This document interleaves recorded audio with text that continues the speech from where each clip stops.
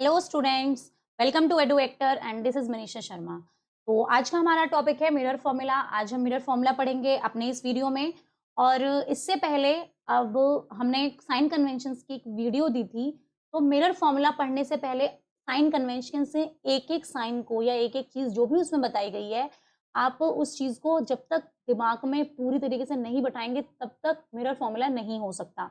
वैसे तो इसका डेरिवेशन नहीं है गिवन आपके सिलेबस में, बट आपको सिर्फ इससे रिलेटेड अगर साइन कन्वेंशंस आपको बहुत अच्छे से आ गए हैं तो तभी आप मिरर फॉर्मूला से रिलेटेड क्वेश्चंस कर सकते हैं। और आपने देखा कि हम कैसे धीरे धीरे अपने लेक्चर्स कंप्लीट करते हुए अब एनसीईआरटी के न्यूमेरिकल्स तक पहुंच चुके हैं, लाइट चैप्टर के। क्लियर है? तो इसी वजह से जो भी इससे रिलेटेड जो भी आपको मिरर फॉर्मूला से रिलेटेड जो भी आपको आगे क्वेश्चंस बताए जाएंगे, all are based on sign conventions.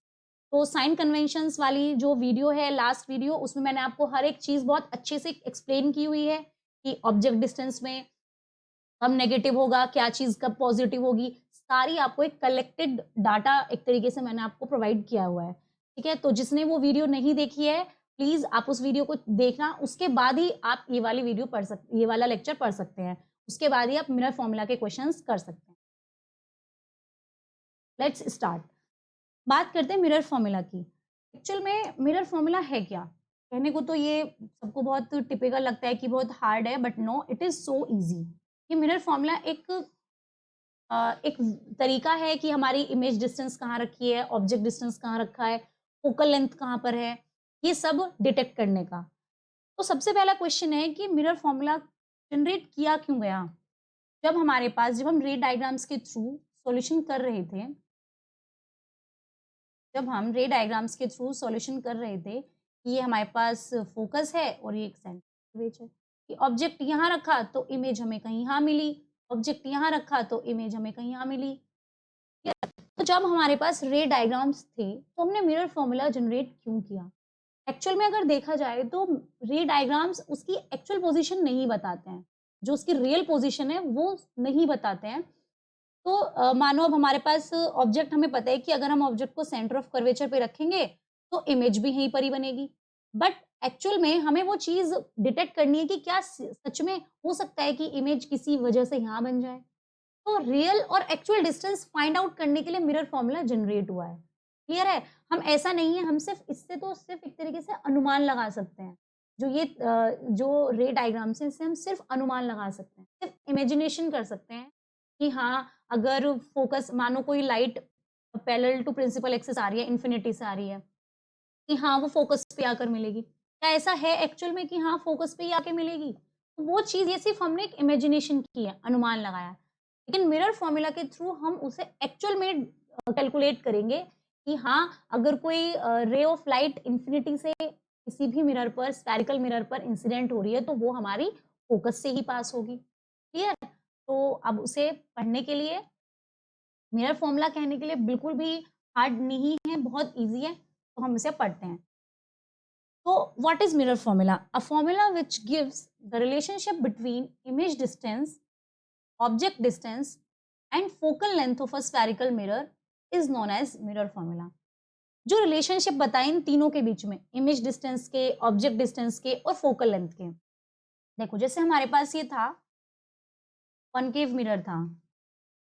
अब मैंने आपको लास्ट वीडियो में बहुत अच्छे से लास्ट लेक्चर में बताया हुआ है कि जितनी भी हम चीज़ें इसमें पढ़ेंगे, जितनी भी चीज़ें, लाइक ये फोकस है, ये सेंटर ऑफ कर्वेचर है और ये हमारा ऑब्जेक्ट है, हम हर चीज़ को मेज़र करेंगे पोल से। ये मैंने बहुत क्लियरली आपको बहुत अच्छे से, इसके लिए मैंने एक लेक्चर बनाया हुआ है, उसमें मैंने बहुत अच्छे से बताया हुआ है कि कहाँ पर, मानो हमने अगर ऑब्जेक्ट यहाँ रखा है तो हम इसकी डिस्टेंस भी कहाँ से लेंगे? पोल से। तो ऑब्जेक्ट की डिस्टेंस पोल से क्या हो गई? ऑब्जेक्ट डिस्टेंस, और इसे डिनोट करते हैं हम यू से। क्लियर? मानो हमारी इमेज यहाँ बनी है, तो इमेज की डिस्टेंस कहाँ से? पोल से। क्या हो जाएगी? इमेज डिस्टेंस, डिनोट करते हैं वी से। अब इस फोकस की पोल से क्या हो जाएगी? फोकल लेंथ, डिनोट करेंगे एफ से। तो मिरर फॉर्मूला क्या कहते हैं? मिरर फॉर्मूला को हम इस तरीके से लिखते हैं, हम इसमें रिलेशनशिप बताएंगे, 1 upon object distance plus 1 upon image distance is equal to 1 upon focal length. Clear है? तो ये क्या होता है, ये हमारा मिरर फॉर्मूला है बस। ये कोई इतना हार्ड नहीं है, डेरिवेशन हमें इसका करना नहीं है, तो इतना हार्ड नहीं है। सिर्फ क्या है, सिंपल सी 3 चीज़ें हैं। हम 3 ही चीज़ें देखते हैं कि ऑब्जेक्ट कहाँ रखा है, इमेज कहाँ बनी है, फोकल लेंथ से कहाँ कितनी दूरी पर बनी है। ये 3 चीज़ें देखते हैं, तो इन्हीं को ही हमने एक रिलेशन में लिख दिया है। इनके बीच रिलेशनशिप हमने बता दी है। ठीक है? अब अगर मैं ऑब्जेक्ट डिस्टेंस को डिनोट करूँ यू से, जो कि मैंने अभी आपको बताया है, और इमेज को डिनोट करूँ वी से, फोकल लेंथ को एफ से, हमारा फॉर्मूला कुछ इस तरीके से कन्वर्ट हो जाएगा, 1 upon you plus 1 over V is equal to 1 upon F, जहां पर where U is equal to object distance, v is equal to image distance and f is equals to focal length. Clear? Clear है? तो अब इसमें क्या है, हम इसे न्यूमेरिकल्स कैसे सॉल्व करेंगे? अगर हमारे पास u गिवन है, ऑब्जेक्ट डिस्टेंस गिवन है, हमारे पास इमेज डिस्टेंस गिवन है, तो हम फोकल लेंथ निकाल लेंगे। अगर हमारे पास u गिवन है और f गिवन है, हम इसमें इमेज निकालनी हो तो हम इमेज निकाल लेंगे। अब 2 चीजें को कन्वर्ट, 3 चीजें हम इससे निकाल सकते हैं। सेकेंड थिंग क्या है, इनके साइंस। एक्चुअल में हमें इनके साइंस ही बताएंगे कि कहाँ पे इसकी पोजीशन कहाँ होगी, जो मैंने क्लियरली एक्सप्लेन किया हुआ है, तो आप उसे जरूर देखना, बिकॉज बिना साइन कन्वेंशंस के मिरर फॉर्मूला नहीं डिराइव हो सकता। एक तरीके से हम इसके क्वेश्चंस नहीं कर सकते, साइन का ही तो सारा खेल है। Let's start now. Linear magnification produced bye mirrors. अगर हम कहें कि मैग्निफिकेशन क्या होता है, अब मैंने आपको बहुत अच्छे से एक चीज बताई हुई थी, कहीं कहीं पे हमने जब हम रे डायग्राम्स पढ़ रहे थे, तो कहीं पे हमारे वर्ड आए एनलार्ज्ड, या फिर हम कह सकते हैं हाईली एनलार्ज्ड। तो मैंने आपको उसमें उसमें ही बताया था कि एग्जाम में जो वो क्वेश्चंस आएंगे, न्यूमेरिकल्स जो आएंगे, तो वो ये वर्ड्स करके नहीं आएंगे एनलार्ज, उसमें वो एक वर्ड दे देगा इनकी जगह, मैग्नीफाइड या मैग्निफिकेशन। क्लियर है? तो उसी को हम क्या कहते हैं, मैग्निफिकेशन। मैग्निफिकेशन होता है कि कितनी बड़ी है, उसकी हाइट कितनी कम हुई है, कितनी बड़ी है ऑब्जेक्ट से। ऑब्जेक्ट मानो अगर सिर्फ 1 सेंटीमीटर का, तो हाइट कितनी सेंटीमीटर की। मीन्स टू से मैग्निफिकेशन का मतलब है साइज से और हाइट से। तो मैग्निफिकेशन मैग्निफिकेशन क्या होता है, magnification is the ratio of height of the object over, sorry, height of the image over height of object. Magnification is equal to height of image over height of object. तो ये हमारे पास formula होता है magnification का। Clear है? अब इसके बाद एक चीज, अब हम इतना बड़ा, चलो ये तो पता है हमें कि यहाँ कैसे करना है। अब ऑब्जेक्ट हमने पहले रखा था कि हाइट, इमेज की हाइट बाद पहले आई थी। ऑब्वियसली ऑब्जेक्ट हमने पहले रखा, तो अगर हम हाइट ऑफ ऑब्जेक्ट को h1 मान लें, तो पहले रखा तो h1 मान ली, और हाइट ऑफ इमेज को हम h2 मान लें, और मैग्निफिकेशन को हम m मान लें, तो हमारा फॉर्मूला कुछ इस टाइप का हो जाएगा, m is equals to h2 upon h1, where h2 is the height of the image and h1 is the height of the object. Clear? तो जितने भी हमने रे डायग्राम्स पढ़े थे, हमने उसमें सब में देखा कि अगर हम हाइट, ऑब्जेक्ट की तो हाइट हमेशा पॉजिटिव रहेगी, कि जो भी हाइट हमने देखा था कि प्रिंसिपल एक्सिस के ऊपर जो भी ऑब्जेक्ट हो, चाहे मर्जी इमेज हो, वो सब क्या होती है, वो पॉजिटिव साइज की पॉजिटिव होती है। हाइट वर्चुअल इमेज की पॉजिटिव होगी, रियल इमेज की हाइट हमेशा नेगेटिव होगी। तो ये सब चीजें मैंने आपको बहुत अच्छे से क्लियरली बता रखी हैं, इसमें मैं बार बार रिपीट इसे नहीं करूंगी। तो आप पहले उसे देखें, तभी आप इसे देखें। साइन कन्वेंशंस को पढ़ने के बाद ही आप इस चीज को बहुत अच्छे से, बेटर तरीके से कर सकते हैं। क्लियर? अब एक और फॉर्मूला होता है, हम एक और फॉर्मूला निकालते हैं इसका।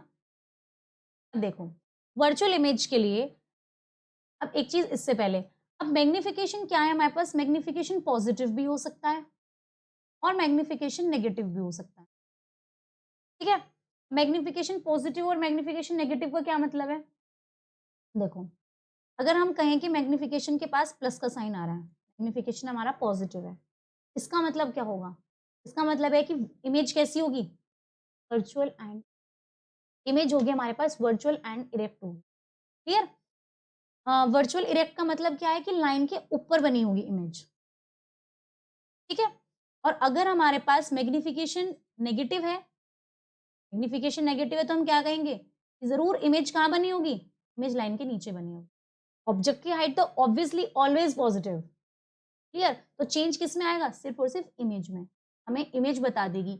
मैग्निफिकेशन अगर पॉजिटिव है तो इमेज बनी है वर्चुअल एंड इरेक्ट, मतलब सीधी बनी है प्रिंसिपल एक्सिस के ऊपर। नेगेटिव है तो इमेज बनी है रियल एंड इन्वर्टेड। क्लियर? तो नेगेटिव पॉजिटिव इससे तो पता लगा ही लेंगे अब कि अगर मैग्निफिकेशन मानो +1 दे दिया तो हमें इससे पता चल जाएगा कि क्या है ये इमेज, वर्चुअल इरेक्ट। अगर मैग्निफिकेशन -3 दे दिया तो कैसी है ये, रियल इन्वर्टेड, क्योंकि ऑब्जेक्ट की हाइट तो ऑलवेज भी पॉजिटिव। क्लियर? तो यहीं पे वही चीज बताई हुई है कि for virtual image if the magnification has a plus sign, virtual image के लिए अगर मैग्निफिकेशन का प्लस साइन है तो दैट मीन्स कि इमेज कैसी हो गई, वर्चुअल हो गई और इरेक्ट हो गई। मीन्स टू से H2 positive, H1 is also positive. H1 तो हमेशा ही पॉजिटिव होना है क्योंकि H1 क्या है, height of the object.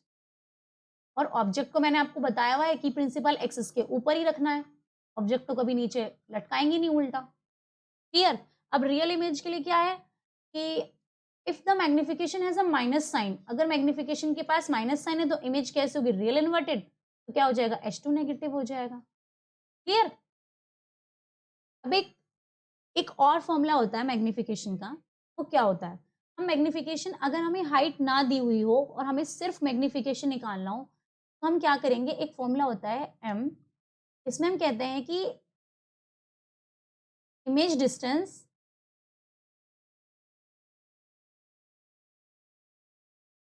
Over object distance with minus sign.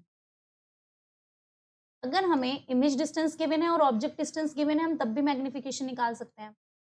तो magnification produced by a mirror is equal to the ratio of image distance to the ratio of object distance. Clear है? अब image distance हमने कितनी बताई है आपको, v बताई है, तो माइनस का साइन तो यहाँ पे जरूर लेना है। ठीक है? और ऑब्जेक्ट की डिस्टेंस कितनी बताई है हमने, u बताई है। अब आप बोलेंगे कि माइनस का साइन क्यों लेना है, माइनस का साइन इसलिए लेना है क्योंकि ऑब्जेक्ट डिस्टेंस तो ऑलवेज भी, अगर हम नॉर्मल देखें तो ऑब्जेक्ट की हाइट तो हमेशा पॉजिटिव होती है लेकिन डिस्टेंस हमेशा नेगेटिव होती है। तो इस वजह से जो डेरिवेशन होता है, डेरिवेशन आपका कोर्स में नहीं है तो सिर्फ आपको डायरेक्ट फॉर्मूला पढ़ना है। तो इस वजह से क्या होता है कि डायरेक्ट हम इसे फॉर्मूले में ऐसे ही पुट कर देते हैं -v/u। अब एक इक्वेशन हमारे पास आ गई -v/u, एक इक्वेशन हमारे पास आ गई H2/H1। ये हो गई हमारे पास दो इक्वेशन। तो इसमें क्या है, LHS दोनों में इक्वल है। अब हमें क्या करना है, तो RHS भी ऑब्वियसली इक्वल हो जाएंगी। तो फ्रॉम इक्वेशन 1 एंड 2 क्या होगा, -v/u is equal to H2/H1। तो हम अगर हमें इमेज डिस्टेंस गिवन है, ऑब्जेक्ट डिस्टेंस गिवन है, ऑब्जेक्ट की हाइट गिवन है तो हम इमेज की हाइट आराम से निकाल सकते हैं। अगर हमें हाइट ऑफ ऑब्जेक्ट निकालनी है तो भी हम आराम से निकाल सकते हैं अगर हमें ये सब चीज़ें गिवन है और मैग्निफिकेशन ना दे रखा हो। तो हमें बार-बार मैग्निफिकेशन निकाल के, अब अगर हम ऐसे करेंगे, मानो अगर हमें ऑब्जेक्ट की हाइट निकालनी है, अगर हम ऐसे करेंगे, पहले यहाँ से मैग्निफिकेशंस निकालो फिर उसके बाद इसमें पुट करो, फिर इसके बाद निकल तो ऐसे भी जाएगा बट ये थोड़ा लेंदी प्रोसेस होगा। हम डायरेक्ट इस तरीके से भी सॉल्व कर सकते हैं। क्लियर? तो हम नेक्स्ट बात करते हैं। अब हम इससे बेसिस न्यूमेरिकल को सॉल्व करेंगे। तो हम लाइन बाय लाइन करेंगे। पहले हम कॉन्केव मिरर्स के करेंगे, उसके बाद हम कॉन्वेक्स मिरर्स के करेंगे। क्लियर है? तो हम पहले स्टार्ट करते हैं। अभी जो भी मैंने बताया इससे रिलेटेड ही हम सॉल्व करेंगे। तो हमने 3 फॉर्मूले पढ़े हैं। एक तो हमने पढ़ा है mirror formula, 1/f is equal to 1/u plus 1/v। एक हमने पढ़ा है मैग्निफिकेशन का -v/u। एक हमने पढ़ा है मैग्निफिकेशन का H2/H1। क्लियर है? तो स्टार्ट करते हैं हम सबसे पहले फर्स्ट क्वेश्चन से, क्योंकि एनसीईआरटी का भी बुक क्वेश्चन है, हम इसे एक बार देख लेते हैं। A concave mirror produces 3 times magnified real image of an object placed at 10 centimeter in front of it. Where is the image located? तो हम इसे पढ़ने वाले हैं। पहले तो सबसे पहला काम क्या होता है, जो भी गिवन है हम उसे एक बार उस मैटर को एक तरफ इकट्ठा कर लेते हैं, ठीक है। तो सबसे पहले उसने क्या दिया है कि कॉनकेव मिरर है। चलो भाई, ऐसे देगा नहीं कि आपको डायग्राम बनाने की जरूरत है, आपको सिर्फ ये समझाने के लिए बताया जा रहा है, ठीक है। तो उसने क्या किया, हमें कॉनकेव मिरर दे दिया। कॉनकेव मिरर के पास पोल भी होगा, फोकस भी होगा और सेंटर ऑफ कर्वेचर भी। उसने कहा कि जो मिरर है वो प्रोड्यूस करता है 3 टाइम्स मैग्नीफाइड रियल इमेज। अब उसने क्या कह दिया, रियल इमेज है, तो रियल के साथ एक वर्ड आता है क्या, इन्वर्टेड। मीन्स टू से अब हमें पता चल गया भाई उल्टी लटकी हुई है इमेज। बट उसने क्या कहा है, 3 टाइम, कि अगर हमारे पास ऑब्जेक्ट इतना है तो कहीं पे भी अगर मिरर इमेज बनी होगी तो वो इतनी बनी होगी कम से कम। क्लियर, कि अगर हमारे पास ऑब्जेक्ट की डिस्टेंस, हाइट ऑब्जेक्ट की हमारे पास मानो h1 1 है, तो h2 कितनी हो जाएगी, h2 ऑब्वियसली अपने आप 3 हो जाएगी। अगर h1 3 है तो h2 हो जाएगी हमारे पास कितनी, 9, मतलब 3 टाइम्स बढ़ के आ रही है। उसने क्लियरली मेंशन कर दिया मैग्नीफाइड, मींस टू से ये क्या हो गया, magnification. m is equal to, एक चीज और, कि कोई यूनिट नहीं होती है m की। हम पहले इसकी यूनिट पढ़ लेते हैं कि इसकी यूनिट क्यों नहीं होती है। देखो, अब यहाँ पर क्या था, इमेज डिस्टेंस। अब इमेज डिस्टेंस की यूनिट होती है सेंटीमीटर, ऑब्जेक्ट की भी सेंटीमीटर होगी, कैंसिल हो गया तो यो, तो कैसा हो गया ये हो गया यूनिटलेस। क्लियर, ऐसे ही हाइट में कितनी हो गई, मानो मीटर या सेंटीमीटर है, इसकी भी है तो ये भी कैंसिल हो जाएगी। मैग्निफिकेशन की कोई यूनिट नहीं होती, इट हैज नो यूनिट्स, ठीक है। अभी हम साइन नहीं लगाएंगे, साइन लगाएंगे हम बाद में। पहले एक बार हम मैटर इकट्ठा कर लेते हैं, क्या क्या गिवन है, क्या पूछा है। सेकेंड थिंग, उसने बोला है object placed at 10 centimetre in front of it. Front मतलब कि ऑब्जेक्ट 10 सेंटीमीटर दूरी पर रखा है, इससे कॉनकेव मिरर से। तो ये क्या हो गई, ये हो गई इसकी ऑब्जेक्ट डिस्टेंस। तो u is equal to 10। Next उसने पूछा है where is the image located, ये कितनी दूरी पे है, ये निकालनी है, तो निकालेंगे v। अब अगर हमें ये पता चल जाए, अब हमें ये तो पता नहीं है ना कि फोकस कहाँ पे है हमारा, तो अगर हमें फोकस पता होता तो हम पता लगा लेते नॉर्मली रे डायग्राम के थ्रू भी कि हाँ ऐसे निकला होगा। ऐसा तो उसने नहीं कहा है कि यहाँ पे रखा है इसने, ये अगर वो बोलता कि सेंटर ऑफ कर्वेचर फोकस के बीच में रखा है तुम सीधा सीधा, लेकिन उसने ना तो हमें सेंटर ऑफ कर्वेचर बताया ना फोकस बताई, तो अब हम किस चीज से निकालेंगे, बाय मिरर फॉर्मूला। उससे पहले हम इनके साइन एक बार लिख लेते हैं। अब उसने बोला है मैग्निफिकेशन 3, उसने बोला है रियल इमेज, और मैंने आपको बहुत क्लियरली बताया कि रियल इमेज के लिए मैग्निफिकेशन कैसा होगा, माइनस को होगा।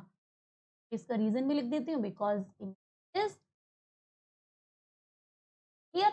अब यू, इसने बोला इन फ्रंट ऑफ द मिरर, मैंने बताया हुआ है कि यू इज ऑलवेज नेगेटिव अगर वो मिरर के सामने, ऑब्वियसली मिरर के सामने रखा होगा तो you is equal always negative, ठीक है, बिकॉज पे हम कह सकते हैं फ्रंट पे रखा है ये।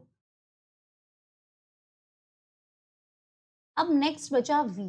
अब बहुत से बच्चे सोचेंगे ओ माय गॉड वी का क्या होगा, वी नेगेटिव आएगा पॉजिटिव आएगा, इसकी टेंशन लेने की जरूरत नहीं है, अपने आप ही आएगा, वी अपने आप ही आएगा, इसमें कुछ भी आपको खुद से करने की जरूरत नहीं है कि पॉजिटिव आ रहा है नेगेटिव आ रहा है, नहीं, जो भी इसकी वैल्यू होगी वो बिल्कुल रियल होगी। क्लियर, तो हम फॉर्मूला लगाते हैं मैग्निफिकेशन का, कौन सा वाला लगेगा, minus V upon U. Clear, अब इसमें लगाओ, एम कितना है -3 इक्वल टू वी उसने पूछा है और यू कितना है -10। क्लियर, माइनस के साइन से माइनस का साइन कैंसिल, अब यहाँ हो जाएगी क्रॉस मल्टीप्लाई, ये हमारे पास 1 है, तो v is equal to 10 multiply -3, तो मल्टीप्लाई करेंगे तो ये हो जाएगा -30, तो v हमारे पास आ गया है -30 सेंटीमीटर। अपने आप ही v आ चुका है, अपने आप ही दिमाग मत लगाना कि माइनस हटेगा रहेगा, नहीं। अब सीधी सी बात है, उसने बोला इमेज कहाँ लोकेट है, इमेज 30 सेंटीमीटर पर लोकेटेड है, पहली बात, और किधर लोकेटेड है, इधर ही बनी है, क्योंकि क्या होगा, ऑब्वियसली इसने बोला रियल और इन्वर्टेड, रियल इन्वर्टेड अगर बिहाइंड द मिरर बनती तो कैसी हो जाती, वर्चुअली रेक्ट। अब इसने इधर बोला है तो नेगेटिव वो अपने आप ही आ गया। क्लियर, तो हम बोलेंगे बिहाइंड द मिरर है, इसी वजह से, sorry in front of mirror है, फ्रंट ऑफ द मिरर कैसी है, -30 30 सेंटीमीटर। क्लियर? अब नेक्स्ट क्वेश्चन पे चलते हैं। The magnification produced by a plane mirror is +1, what does this mean? अब उसने एक ही चीज दे दी है हमें, एक ही चीज दे दी है कि मैग्निफिकेशन +1 है, तो पहले सबसे पहला काम गिवन, जो भी चीजें गिवन है पहले उसे लिखो। ओ माय गॉड, इसने तो सिर्फ एक ही चीज दी है, m इज इक्वल्स टू +1। अब इसका क्या मतलब है? अब तुम्हें इसमें जो भी दिख रहा है बस वो बता दो, क्या दिख रहा है? तो हमें जो भी दिख रहा है हम उसे आराम से धीरे धीरे नोट करेंगे और बताना स्टार्ट करेंगे। मुझे इसमें पहला पॉइंट दिख रहा है कि m हमारा पॉजिटिव है, और m हमारा पॉजिटिव कब होता है? जब, इसका मतलब क्या हुआ कि इमेज कैसी है? Image is virtual and erect है इमेज, तभी तो m पॉजिटिव है। दूसरी चीज दिख रही है कि ये +1 भी है, मतलब 1 है, +1 नहीं 1 है। अगर मैग्निफिकेशन 1 हो जाए, हमारे पास था H2/H1 इसका फॉर्मूला है। तो एक बात बताओ केस में कि m1 कब होगा? अगर हम m को 1 रखें तो यहाँ से H2/H1 आ गया, फिर हम इसकी क्रॉस मल्टीप्लाई करें तो इसका मतलब हुआ कि H1 इक्वल्स टू H2। मतलब जब हाइट दोनों की बराबर होंगी, इसकी ऑब्जेक्ट की भी और इमेज की भी, तो इसका मतलब क्या है? तब हमारा मैग्निफिकेशन 1 होगा। तो इससे हमें दूसरी बात पता चलती है कि साइज ऑफ ऑब्जेक्ट, साइज कह सकते हैं और हम यहाँ पर हाइट भी कह सकते हैं। क्लियर है? तो size of object is equal to the height of image. तो दोनों आपस में इक्वल हैं, तो तभी तो एक तरीके से, तभी तो क्या हुआ है, हाइट अगर दोनों की इक्वल है तो तभी तो यहाँ पे क्या बना, मैग्निफिकेशन इसकी 1 प्रोड्यूस हुई है। तो अगर हम रे डायग्राम के थ्रू देखें तो नॉर्मल सी बात है कि साइज कब सेम होता था? सिर्फ एक केस में, तब जब हमारा सेंटर ऑफ कर्वेचर पे रखा होता था।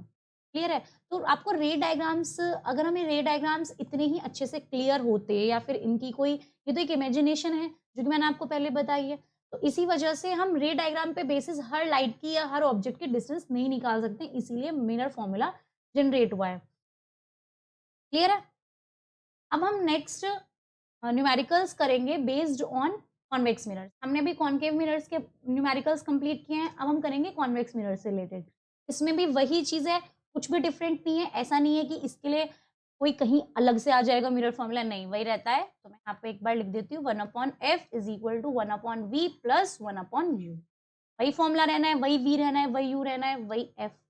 बस खेल है तो किस चीज़ का, कन्वेंशन। जो आपको याद रखनी है, दिमाग में रखना है, वो तो सिर्फ और सिर्फ साइन कन्वेंशन। कॉनकेव के केसेस में साइन अलग होते हैं और कॉन्वेक्स के केसेस में अलग होते हैं। पूरा मैटर एक साथ इकट्ठा बहुत छोटे छोटे पॉइंट्स में मैंने आपको बताया हुआ है ऑलरेडी लास्ट वीडियो में। तो इसीलिए जिसने नहीं देखी है प्लीज आप जाकर उस वीडियो को जरूर देखिए। ठीक है, अब हम क्वेश्चन करते हैं कि an object 5 centimetre high is placed at a distance of 10 centimetre.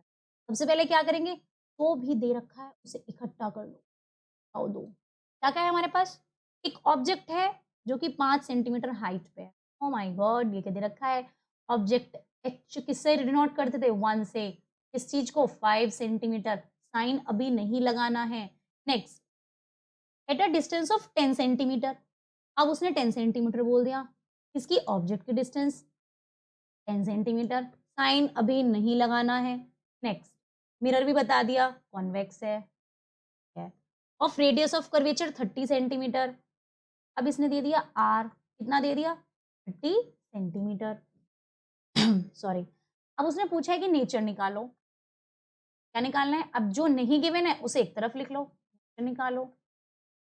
और वो दूसरी चीज कह रहा है पोजीशन भी बताओ मुझे, तीसरी चीज कह रहा है मुझे साइज भी बताओ। ये 3 चीजें उसने पूछ ली। नेचर का मतलब है वो ये पूछना चाह रहा है कि रियल इन्वर्टेड बनेगी, वर्चुअल इरेक्ट बनेगी, कैसी बनेगी। पोजीशन का मतलब है ये पूछना है कि किधर बनेगी, पीछे बनेगी, कॉन्वेक्स मिरर के आगे बनेगी। साइज तो आपको पता ही है, हाइट पूछना चाह रहा है वो इमेज की। क्लियर है? फॉर्मूले वही लगने हैं इसमें। तो अब स्टार्ट करते हैं। अगर हम इसे रे डायग्राम पे बना के देखें तो ये कोई कॉन्वेक्स मिरर है, ठीक है, ये इसके लिए यहाँ पोल हो गया, ये फोकस, ये सेंटर ऑफ कर्वेचर। उसने सीधा-सीधा बोल दिया हाइट 5 सेंटीमीटर की है, यू 10 सेंटीमीटर, अब इसके लिए तो बिहाइंड द मिरर यही होगा ना, इसलिए तो उसने पूछ लिया आर भी दे रखा है। अब एक चीज़ देखो हमारे पास यू भी गिवन है, बस ये फॉर्मूला था, एक था हमारे पास m is equals to minus E over U, एक था m is equal to H two over H. अब अगर हम सबसे पहले साइज़ निकालने की कोशिश करें, तो हमारे पास साइज़ के लिए क्या होना चाहिए? h1 दे रखा है और m नहीं है लेकिन, और इधर हमें u गिवन है। हाँ, अब सेकंड थिंग, अब हम साइन की बात करते हैं। कि साइन, मैंने आपको बताया हुआ है कि height of object always be positive. Second, object के डिस्टेंस हमेशा नेगेटिव, चाहे कॉनकेव हो चाहे कॉन्वेक्स हो, ठीक है। थर्ड, रेडियस ऑफ कर्वेचर अभी हमें निकालनी है। रेडियस ऑफ कर्वेचर कैसी हो जाएगी? वो भी पॉजिटिव होगी in case of concave convex mirror. Clear है? अब हम स्टार्ट करते हैं, पहले हम आर से एफ निकालते हैं। एफ का फॉर्मूला बताया हुआ है, पढ़ा रखा है बहुत अच्छे से, r/2 होता है, तो 30/2 इज इक्वल 15 सेंटीमीटर। एफ भी आ गई है हमारे पास, u भी है, एफ भी है, तो v निकाल लें, निकाल लेते हैं। तो बाय फॉर्मूला जो कि बहुत इजी है, हम अब निकालेंगे v, 1/f is equal to 1/v plus 1/u। बस सीधे सीधे वैल्यूज पुट करो, get the answer. f15 is equal to 1/v हमें निकालना है, प्लस 1/u कितना दे रखा है? माइनस।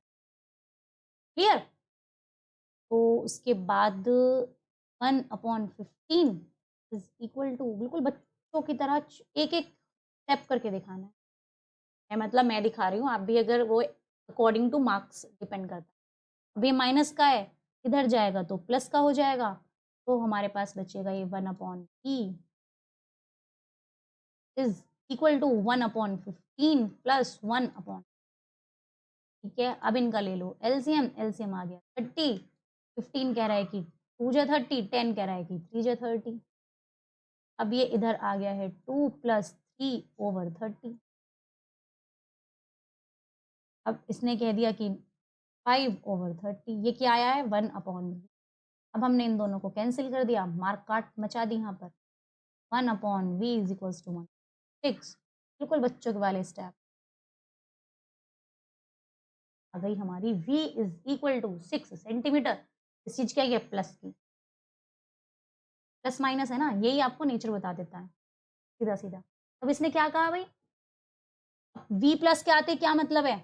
इमेज कहाँ बनी है? इसके पीछे जाकर बनी है। कहाँ बनी है? कॉनकेव मिरर के, कॉन्वेक्स मिरर के पीछे जाके बनी है, और बिल्कुल प्रिंसिपल फोकस के ऊपर। तो कैसी हो गई? Virtual erect. और ये बात हमें कौन बता रहा है? Plus sign. अब हमने इसका फर्स्ट पार्ट कंप्लीट कर लिया, अब नेचर पता चल गया। अब हम पोजीशन भी पता चल गई, बिहाइंड द कॉन्वेक्स मिरर पता चल गई, ठीक है। अब हम बात करते हैं साइज की।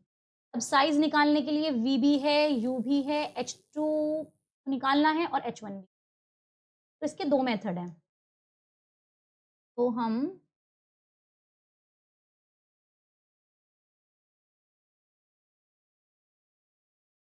फर्स्ट स्टार्ट करते हैं फर्स्ट मेथड से।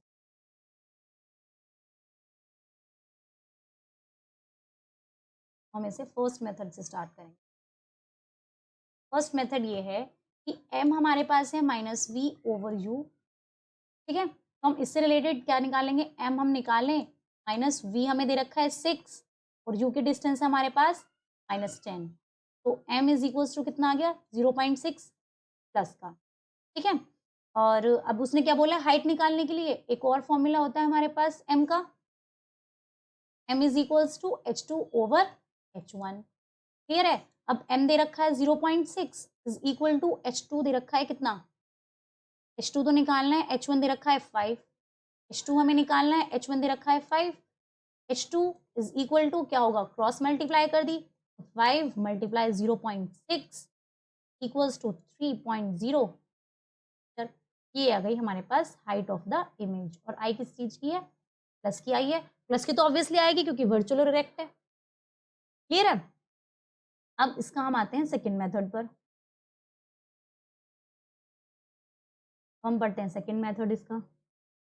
सेकंड मेथड क्या बताया था कि आपको ये अलग अलग सॉल्व नहीं करना पड़ेगा, इकट्ठा ही सॉल्व कर लेते हैं। कैसे? m हमारा बराबर था माइनस वी ओवर यू के भी और हमारा बराबर था एच टू ओवर एच के भी। अब m को ना निकाल के डायरेक्ट ही ना निकाल लें। क्या है? v था हमारे पास -6 over -10 is equal to H2 हमें निकालना है और नीचे 5। क्लियर? क्रॉस मल्टीप्लाई करो, माइनस से माइनस कैंसिल, तो H2 multiply 10 is equal to 5 multiply 6। अभी इसकी डिवाइड में चला जाएगा, H2 is equals to 5 over multiply 6 over 10, 5 2 जा 10, 2 3 जा 6, H2 is equal to +3 centimetre. जो आपको इजी लगे आप उसमें वो कर सकते हैं साइज निकालने के लिए। क्लियर है? अब उसने हमसे पूछी थी 3 चीजें, कौन कौन सी? पहला उसने हमसे पूछा नेचर, दूसरा पूछा पोजीशन और तीसरा पूछा साइज। आप चाहो अपने अच्छे से आ गया है, आप चाहो तो वो और कुछ भी पूछ सकते हो, ऐसा कुछ नहीं है। तो सिर्फ हमारे बाएं हाथ का खेल है। हमने पढ़ाई इतने इजी तरीके से और इतने बिल्कुल छोटे बच्चों की तरह एक एक चीज एक एक स्टेप के साथ। तो नेचर कैसा था? Virtual and erect. पोजीशन कहाँ थी? वर्चुअल इरेक्ट होगा तो obviously behind the mirror. Clear? और साइज कैसा है? सेंटीमीटर। आई होप आपने ये सब कुछ बहुत अच्छे से समझा होगा और अब आप इससे रिलेटेड सारे न्यूमेरिकल्स सॉल्व कर सकते हैं। जो भी एनसीईआरटी के न्यूमेरिकल्स होंगे मैं एक दिन एक लेक्चर ले लूंगी और उसमें मैं आपको सारे एनसीईआरटी के न्यूमेरिकल्स भी करा दूंगी, तो डोंट वरी। तो थैंक यू सो मच। और जो नीचे एक रेड कलर का बटन है सब्सक्राइब वाला, प्लीज़ चैनल को सब्सक्राइब कीजिए और एक बेल आइकन को प्रेस कर दीजिए जिससे कि आपको सारी वीडियोस की नोटिफिकेशंस टाइम टू टाइम पहुंच सके।